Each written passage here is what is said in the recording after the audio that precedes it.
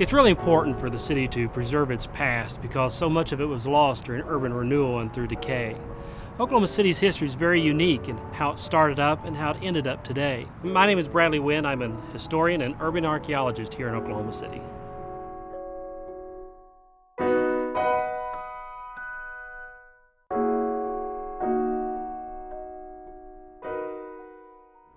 This particular building, the Film Exchange Building, was built in 1926 for film distribution offices that included Paramount, Warner Brothers, MGM, and Fox Films.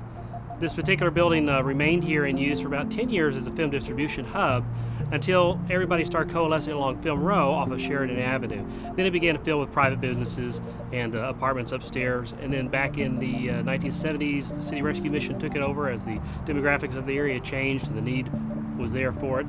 And then they closed it out at about 1983-ish, 84-ish, where it's been remaining vacant ever since. In 2009, the Film Exchange Building was acquired by the Asset Group, a company that rebuilds after disasters.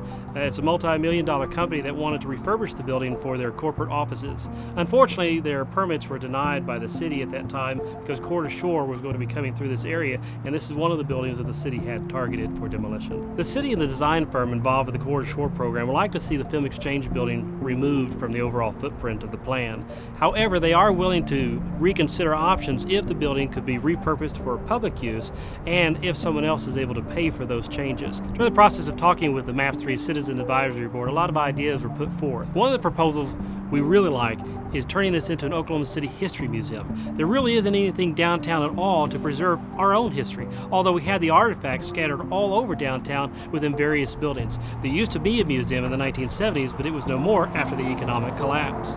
You know, we started off in a land rush, something unlike it anywhere else in the world. In one night, Oklahoma City had 10,000 residents living in a tent city.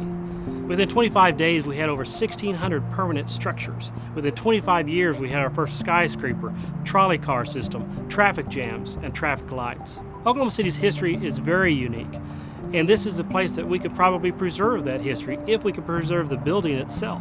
Prior to urban renewal, our downtown core looked vastly different than it does today. In fact, if you look at some of these older photos, especially through the 1920s, an era when this building was built, our downtown looked like downtown New York City or Chicago. It really was an amazing place, and that's why urban renewal was so disastrous. One of the many ways that you can get involved to help us save this amazing building is, first off, just contact your local councilman. The more voices that are heard, the better chances this building will have, especially if we submit the proposal for an Oklahoma City History Museum. If that's something that you'd like to see, that would definitely be something to talk to your councilman about. We really want to build a future of Oklahoma City. It's a great city, but we're standing upon the shoulders of those who came before us, and it's important to include that legacy in whatever the future may hold.